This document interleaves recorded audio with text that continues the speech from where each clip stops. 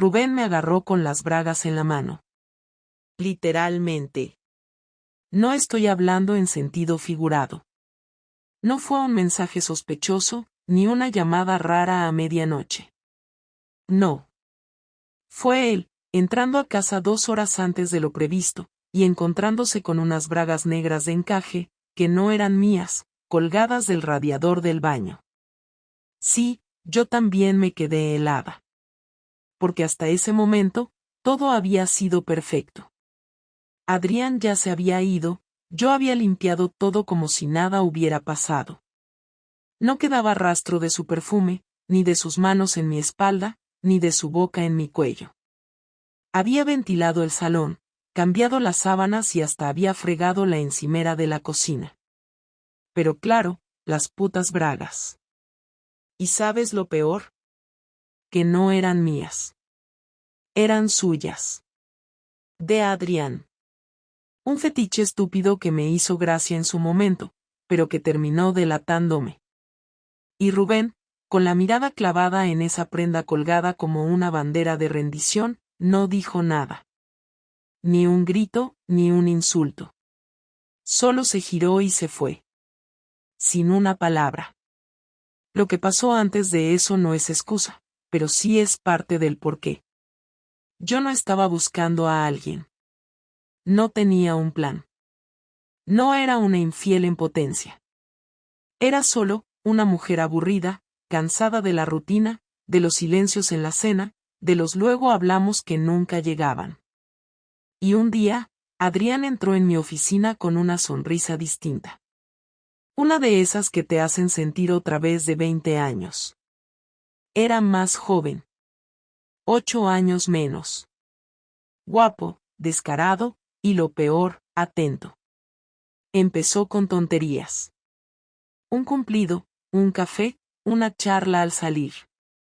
Luego fueron los mensajes. Y cuando me di cuenta, ya estábamos encerrados en mi casa un martes a las 5 de la tarde, haciendo cosas que no deberían pasar entre dos personas que no comparten apellido. Hasta ese día, yo creía que podía controlarlo. Que era solo una aventura. Algo sin importancia. Una sacudida al sistema. Pero las bragas, esas malditas bragas, lo cambiaron todo. Y así empezó el fin de mi matrimonio. Rubén volvió esa noche a las 11:30, sin decir nada. No entró al dormitorio, no preguntó dónde estaban los niños, no quiso cenar. Se quedó en el salón, con la televisión encendida y el volumen bajo. Yo lo observaba desde el pasillo, sin atreverme a hablar. Me había pasado las últimas 5 horas dando vueltas por la casa, revisando mentalmente cada rincón, intentando entender cómo había podido dejar algo tan evidente, tan idiota. Ni siquiera sabía cómo explicarlo. No existía una versión de los hechos que pudiera contar sin quedar como una imbécil. Las bragas eran suyas, de Adrián, sí, pero ¿qué hacía un hombre trayendo su propia ropa interior a casa de una mujer casada? ¿Quién tiene ese tipo de ideas? Lo peor era que, en ese momento, hasta eso me había parecido divertido. Rubén no me miró en toda la noche. A la mañana siguiente, cuando me levanté para preparar el desayuno, ya no estaba. Me dejó una nota con una frase corta y directa: hoy me quedo en casa de Jorge. No me llames. Me quedé sentada en la cocina, con la taza de café en la mano, temblando. Porque esa era su manera de castigarme, con distancia. Él no gritaba, no rompía cosas, no lanzaba acusaciones. Se alejaba, y con eso bastaba para hacerme sentir como una mierda. No contestó mis mensajes en todo el día. No preguntó por los niños. Nada. La primera señal de lo que estaba tramando vino al día siguiente, cuando fui a abrir mi cuenta bancaria y vi que Rubén había sacado la mitad de los fondos. Me congelé. Nunca habíamos hablado de cuentas separadas. Nunca hubo secretos financieros entre nosotros. Él ganaba más, sí, pero todo iba al mismo sitio. Hasta ese momento. Revisé el historial y me di cuenta de que había transferido el dinero a una cuenta que no conocía. Me levanté del escritorio y fui directamente al armario. Su maleta grande no estaba. Algunas de sus camisas favoritas tampoco. Ni sus zapatos de vestir. Se había ido en serio. Esa noche, llamé a su madre. Quería saber si sabía algo, si Rubén le había dicho dónde estaba. Me contestó con frialdad, como si supiera más de lo que estaba dispuesta a contar. Rubén necesita tiempo, me dijo. No insistas. Cuando esté listo, hablará contigo. Eso me dolió más de lo que esperaba. Siempre había pensado que ella me tenía cierto cariño, que me veía como parte de la familia. Pero en ese momento entendí que, para ella, yo era solo la mujer que había humillado a su hijo. Pasaron 3 días sin noticias. 3 días en los que me inventé excusas para los niños, en los que les dije que papá estaba de viaje por trabajo, que volvería pronto. Adrián me escribió una vez, un mensaje simple, ¿todo bien? No le contesté. No sabía qué decirle. En ese momento, su existencia me resultaba incómoda, fuera de lugar. Él había sido el escape, el momento, pero ahora estaba enfrentándome al precio real de esa decisión. Y no era barato. Al cuarto día, Rubén apareció sin avisar. Yo estaba en el salón con los niños, viendo una película. Él entró con una expresión dura, sin emoción. Los niños corrieron a abrazarlo, y él les devolvió el gesto como si nada hubiera pasado. Me ignoró por completo. Cuando los niños se fueron a dormir, se quedó de pie en la cocina, apoyado en la encimera, mirándome. Yo no sabía si hablar, si esperar, si disculparme. No había un protocolo para eso. ¿Tú sabes lo que hiciste?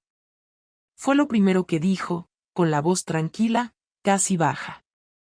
Sí, contesté sin rodeos. Lo sé. ¿Hace cuánto? Preguntó. Fue solo un par de veces.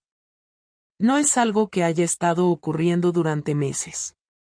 Fue reciente. ¿Y lo trajiste a nuestra casa? No supe qué decir. Porque esa era la parte más imperdonable, más sucia. No había forma de minimizarlo. Lo traje a nuestra casa. A nuestra cama. A nuestra cocina. Y lo peor era que no me parecía que tuviera una justificación. No había habido una pelea que me empujara a hacerlo. No fue una venganza, ni un momento de locura. Fue una elección estúpida, egoísta y cobarde. No sé qué decirte, Rubén, murmuré. No tengo excusas. Tienes razón. No las tienes, respondió sin pestañear. Luego se fue al dormitorio y cerró la puerta. Esa noche dormí en el sofá. Y así siguieron las cosas. Durante 3 días más, vivimos en la misma casa como desconocidos. No hablábamos salvo lo mínimo necesario para los niños.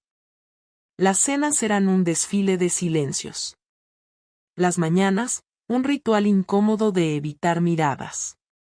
Hasta que el sábado por la tarde, sin avisar, me lo dijo mientras yo doblaba ropa en el salón. Ya hablé con un abogado. Levanté la cabeza, confundida. ¿Qué? Voy a pedir el divorcio. No quiero seguir con esto. No hay nada que arreglar. No lloré. No grité. No supliqué. Solo asentí. Porque en el fondo, sabía que era justo. La mañana después de que me dijera que iba a pedir el divorcio, me desperté con el sonido de la puerta de la entrada cerrándose. Rubén se había ido temprano, como si no soportara un minuto más en la misma casa conmigo.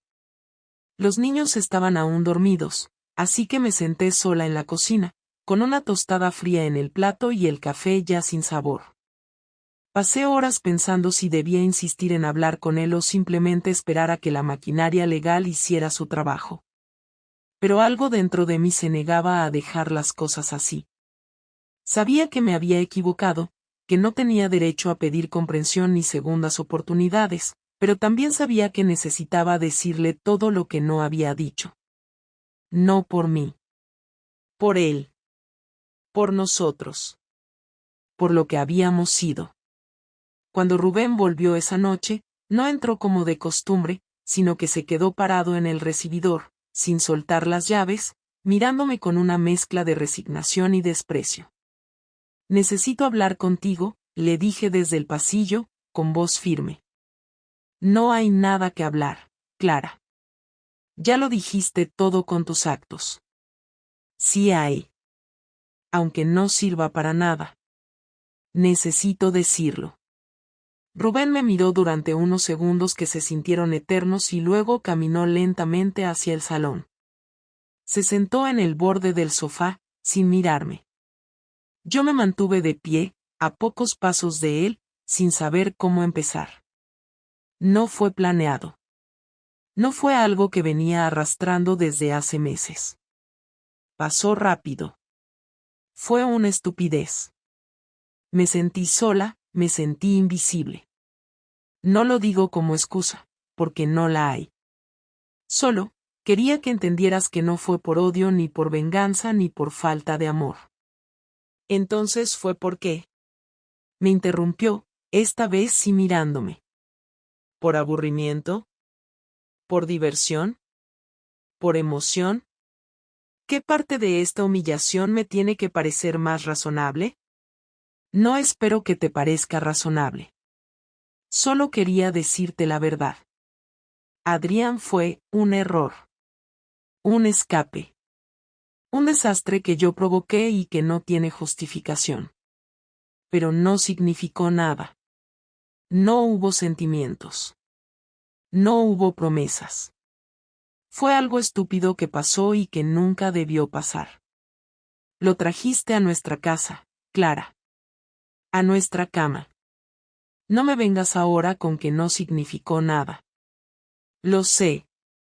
No estoy pidiendo perdón. Sé que no alcanza. Solo estoy tratando de asumir lo que hice, de frente. Si no quieres escuchar más, lo entiendo. Rubén se levantó y empezó a caminar de un lado a otro del salón, con los puños apretados. Lo había visto enojado antes, por cosas del trabajo, por discusiones pequeñas, por los típicos problemas de la vida cotidiana. Pero esta vez era distinto. Había algo contenido en su cuerpo, una rabia callada que no explotaba con gritos sino con una tensión brutal en cada gesto. No entiendo cómo llegamos a esto. Yo te daba todo, Clara. Todo. ¿Qué más necesitabas? ¿Qué más te hacía falta? No sé. Tal vez solo necesitaba sentir que alguien me veía. Que todavía era deseada. Que valía algo más que ser madre, esposa, ama de casa. Sé que tú no dejaste de quererme, pero dejaste de verme. ¿Y tú crees que yo me sentía distinto? ¿Tú crees que para mí todo era perfecto? También me sentí invisible, también me sentí ignorado. ¿Y sabes lo que hice? Nada. Aguanté. Porque es lo que uno hace cuando ama a alguien. No se va a la cama con otro. No traiciona. No te estoy echando la culpa a ti. Esto fue mío. Lo hice yo.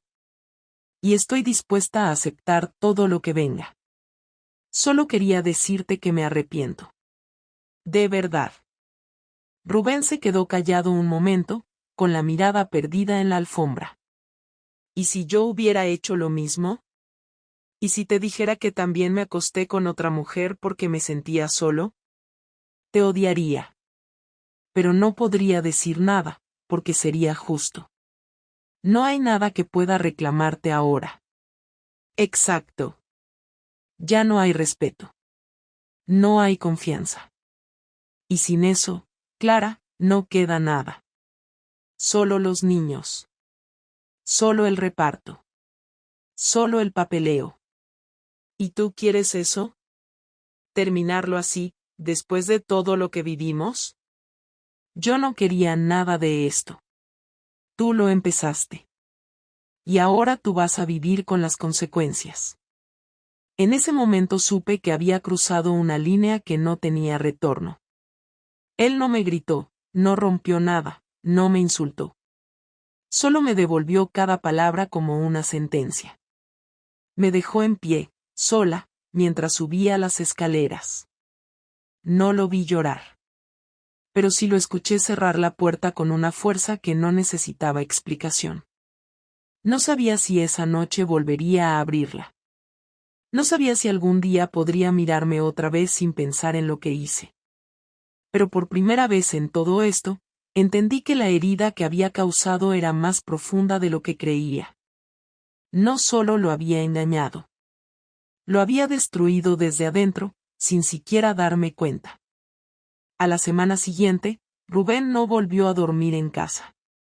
Venía por las tardes para ver a los niños, cenaba con ellos, jugaba un rato y luego se iba.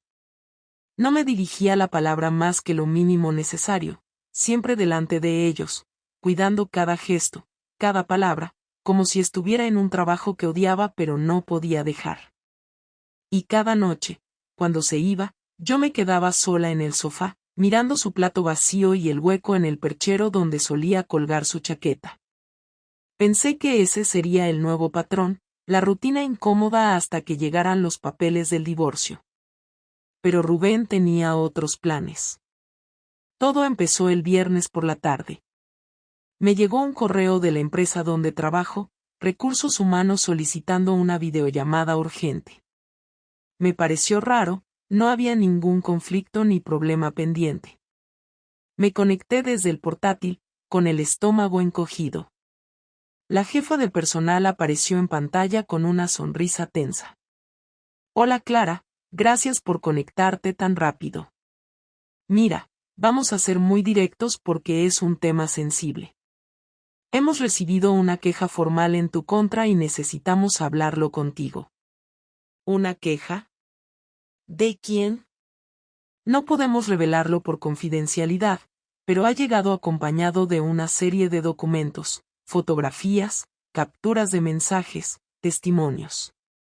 Se te acusa de conducta inapropiada con un compañero de trabajo dentro y fuera del entorno laboral. Es un tema serio. Sentí que me faltaba el aire. No podía ser.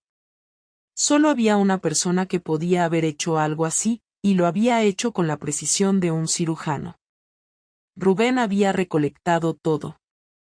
Las conversaciones con Adrián, las salidas fuera de horario, incluso las imágenes de las cámaras de seguridad del portal donde él aparecía entrando a mi casa. Todo estaba ahí, empaquetado como evidencia de una conducta indebida. Sabía cómo funcionaba mi empresa, conocía a gente dentro, y había esperado el momento exacto para hundirme sin decir una palabra. Intenté explicarme, aunque sabía que no serviría de nada. Me dijeron que me apartarían temporalmente mientras investigaban. Cerré el portátil con las manos temblando. Lo primero que hice fue llamar a Adrián. No contestó. Lo intenté de nuevo, nada. Al rato recibí un mensaje de él: no puedo hablar ahora, por favor no me metas en esto. Así, en seco. Como si yo le hubiera arrastrado a la guerra sin avisar. Me senté en el suelo de la cocina, incapaz de reaccionar. Esa misma tarde, llegó una notificación de Hacienda. Rubén había declarado de forma unilateral nuestra separación y había actualizado todos los datos fiscales. Lo supe porque me llegó una alerta del banco: nuestras cuentas conjuntas habían sido canceladas. Mi tarjeta dejó de funcionar al intentar pagar la compra del supermercado. Tuve que dejar la cesta a medias y salir avergonzada. El golpe final fue el sábado por la mañana. Rubén se presentó en casa con un sobre grande. Me lo entregó sin decir palabra, delante de los niños. Cuando subieron a su habitación, lo abrí. Era el borrador del convenio de divorcio. Dentro venía una copia de todos los documentos que había enviado a mi empresa, junto con una carta escrita de su puño y letra. No quiero quedarme con tus cosas. No quiero arruinarte. Solo quiero que sientas lo que yo sentí. Quiero que pases por el mismo vacío, la misma rabia, la misma humillación. Me quitaste la dignidad. Esto es lo mínimo que mereces. Pasé el resto del día sin levantarme del sofá. Intenté llamar a mi hermana, pero estaba de viaje. No tenía a quien contarle todo esto sin que me juzgara. No podía decirle a nadie que Rubén había desatado una pequeña guerra silenciosa y le estaba ganando sin esfuerzo, con cada movimiento medido. No me gritó, no me pegó, no me insultó. Solo me desarmó. Me dejó sin trabajo, sin acceso al dinero, sin red de apoyo. Y lo peor es que lo hizo todo sin romper una sola regla. El lunes siguiente, me citaron de nuevo en la oficina. Me informaron de que, debido a la naturaleza del material recibido, quedaba suspendida sin sueldo hasta nuevo aviso. Les expliqué que era una venganza personal de mi pareja, que no tenía nada que ver con el entorno laboral, pero ya estaba hecho. No podían ignorarlo. Las pruebas eran demasiado claras. Volví a casa caminando bajo la lluvia, aunque me hubiera dado igual que el cielo se viniera abajo. Esa noche, Rubén pasó a ver a los niños como siempre. Cuando se iba, me miró por primera vez en días. No dijo nada. Solo me sostuvo la mirada durante unos segundos que dolieron más que cualquier insulto. No hacía falta que hablara. Ya había dicho todo con sus actos. Él había elegido otro tipo de violencia, una que no deja marcas en la piel pero que desangra lento, sin ruido. Y yo, por primera vez desde que empezó todo, sentí miedo. No por lo que pudiera hacer, sino por darme cuenta de que lo había perdido todo y todavía no había tocado fondo. Rubén volvió a casa el miércoles por la noche, sin los niños. Me avisó una hora antes, por mensaje.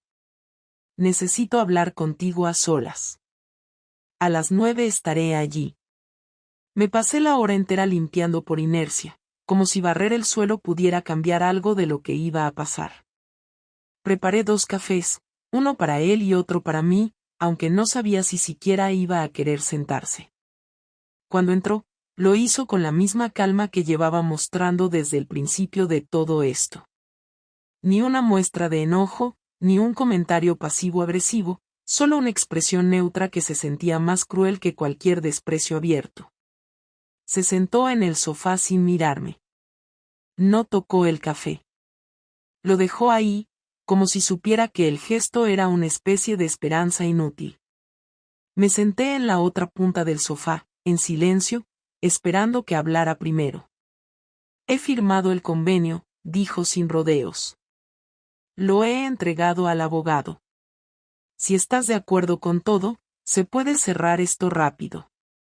La custodia será compartida, ya lo hablamos.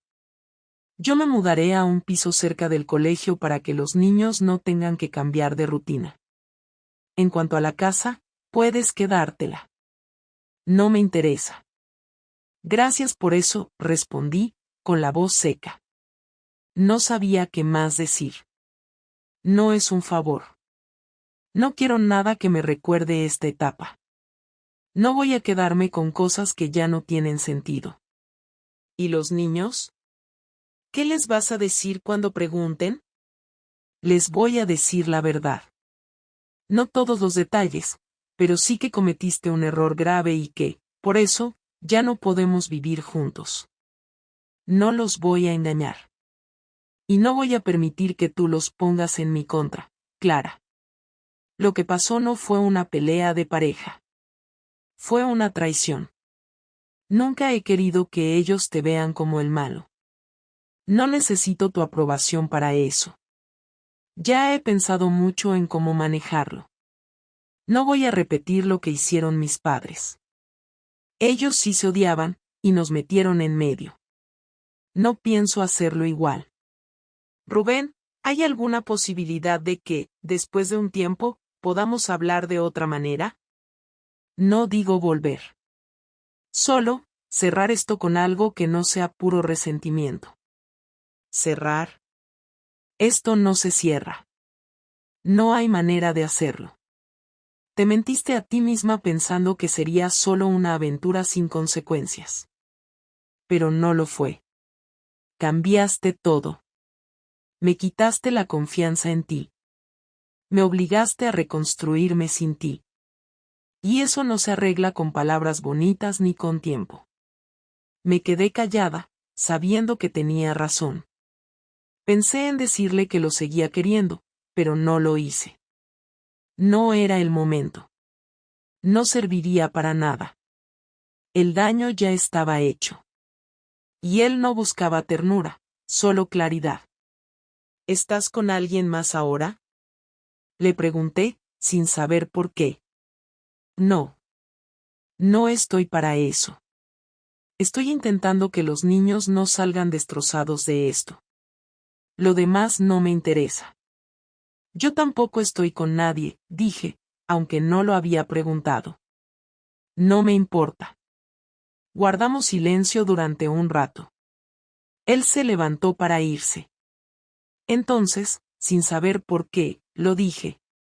Me equivoqué. No lo supe ver a tiempo. Pensé que todo lo que habíamos construido ya no valía tanto como lo nuevo, como lo que me hacía sentir distinta. Me dejé llevar por algo estúpido, algo que no tenía futuro. Y perdí todo. Pero tú no. Tú no hiciste nada malo. Tú no merecías esto. No necesito tus disculpas, Clara. Ya no. ¿Entonces qué necesitas? Rubén se detuvo junto a la puerta. Por primera vez, me miró como si hubiera algo más detrás de toda su calma. Necesito paz. Y eso solo lo voy a tener lejos de ti. Y se fue. Me quedé sola en el salón, con los 2 cafés fríos y una sensación extraña que no era ni tristeza ni rabia, sino una aceptación que dolía en silencio. No iba a haber reconciliación. No iba a haber redención. Rubén no iba a cambiar de idea. No esta vez. Y en el fondo, lo entendía. Había cruzado un límite que no se desanda. Esa noche no dormí. Me quedé despierta pensando en cada vez que no supe valorarlo, en cada día que me pareció normal su manera de quererme, en cada momento en que confundí rutina con indiferencia. No porque creyera que él era perfecto, sino porque ahora entendía cuánto había soportado antes de rendirse. Y cuando alguien como Rubén se rinde, es definitivo. Han pasado 3 semanas desde que firmé el convenio.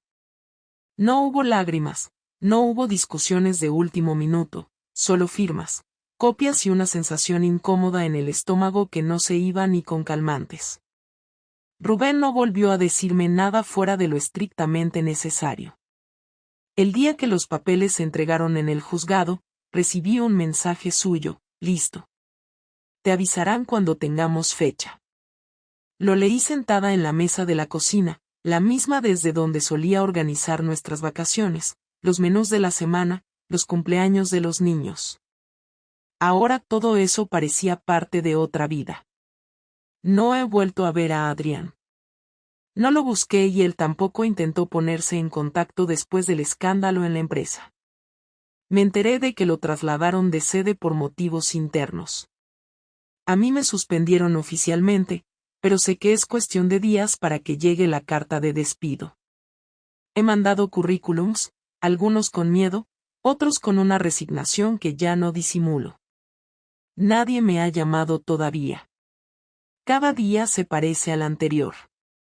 Me levanto, hago desayunos, llevo a los niños al colegio, limpio, preparo comidas, reviso el correo, y vuelvo al colegio por la tarde. Me esfuerzo por parecer normal delante de ellos, pero ya se dieron cuenta de que las cosas no volverán a ser como antes. Hace 2 días, Rubén vino a recoger a los niños para pasar el fin de semana con ellos. Cuando tocaron el timbre, abrí la puerta y vi a los 3 parados en el porche. Los niños estaban entusiasmados por la excursión que habían planeado con su padre. Rubén me saludó con un gesto breve. Yo intenté sonreír, aunque sabía que me salía torcida. Cuando se marchaban, mi hija menor se giró y me preguntó si no iba a ir con ellos. Le dije que esta vez no, que era algo especial con su padre. Me dolió más de lo que esperaba decirlo. Me quedé en la puerta viendo cómo se alejaban. Rubén nunca se giró. Al día siguiente, al devolverlos, me pidió hablar unos minutos. Esperamos a que los niños subieran al cuarto y luego se quedó en la entrada, con los brazos cruzados. Me miró con una expresión que no conocía, ni dura ni blanda, solo diferente. He pensado en lo que me dijiste la otra noche, dijo, sin rodeos. Que quería cerrar esto sin resentimiento. Lo estuve masticando. Y creo que, aunque no lo mereces, necesito hacerlo por mí, no por ti. Gracias por venir. No pensé que lo harías. No lo hago para darte paz a ti. Lo hago porque necesito terminar con esto sin cargarlo el resto de mi vida. No voy a perdonarte, pero tampoco voy a vivir odiándote. No espero perdón, Rubén. Ni ahora ni después. Sé bien lo que hice. Ya lo sé. Solo quería que quedara claro. No somos enemigos, pero tampoco vamos a ser amigos. Seremos padres. Eso es todo. No te voy a arruinar más la vida. Ya tuve suficiente con lo que hiciste y con lo que me tocó reconstruir. Entiendo. Espero que cuides a los niños como siempre.